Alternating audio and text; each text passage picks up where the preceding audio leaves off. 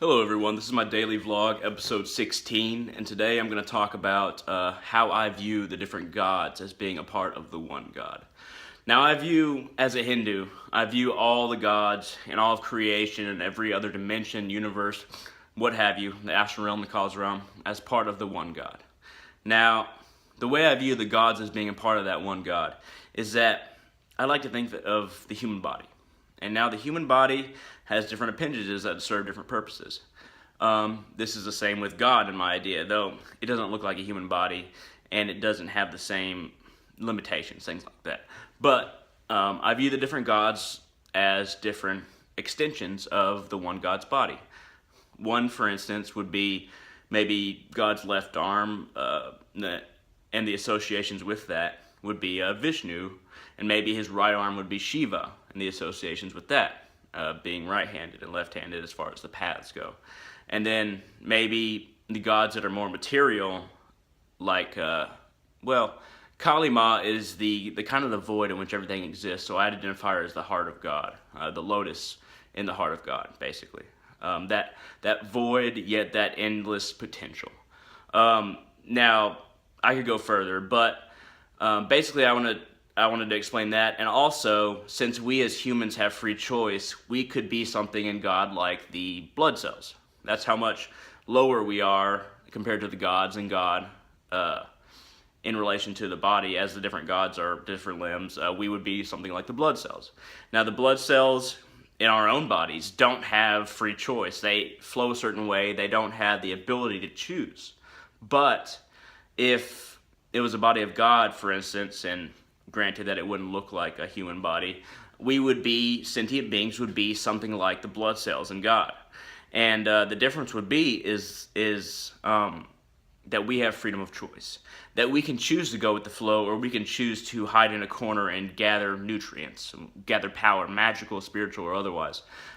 We can hide in a corner and gather it for ourselves and try to make our own cancerous tumor. We try to make our own section of the body and try to control the whole body through that section, growing and growing and growing.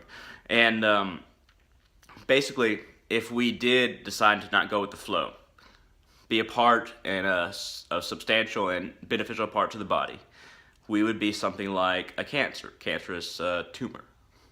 And there's groups of people and groups of beings that are like these tumors on God's body. Now, what relation cancer has to our bodies is similar to the relation that these kind of cancerous beings would have to God's body. They can't control the body or make their own body. They can only corrupt the body of God. They can't be out all on their own, no matter how much nutrients they gain, no matter how much power they gain. They can't be separated and independent or control the entire body. They're purely there as a corruption of God's body. And that's basically what evil beings and evil people, evil spirits, ghosts, sprites, whatever you want to call the different kinds of things that could be evil and good, but the evil ones, they can't gain full control of the body. Now, I always think, in the idea of the Bible, which I read the Bible, but I'm Hindu. Take that into account. In the idea of the Bible, there's the idea that Satan is basically revolting against God, that he wanted to be in charge. And that theory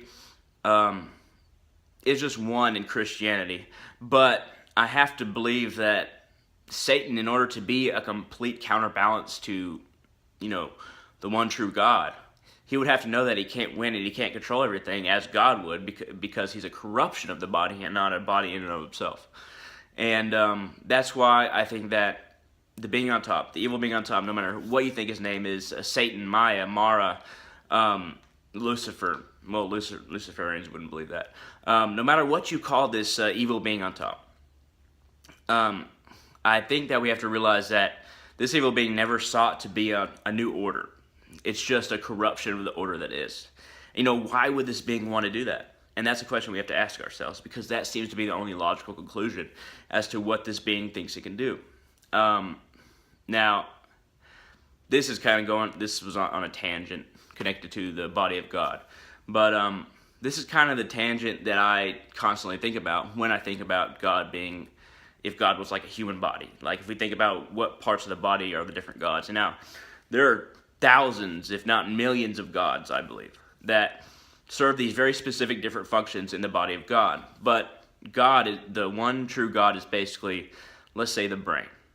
And it kind of, and the intensity of God, of the different gods, as far as what magnitude of consciousness they are, kind of goes up the further up God's body that you get.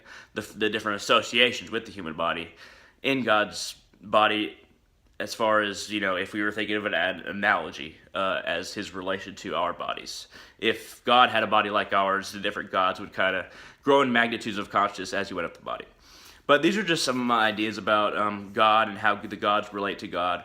And I'd love to hear what you think. And if you enjoyed this at all, or if this made you think about something a little bit differently than you thought before, please hit that like and subscribe. I'd love it. And thank you, everybody, for watching.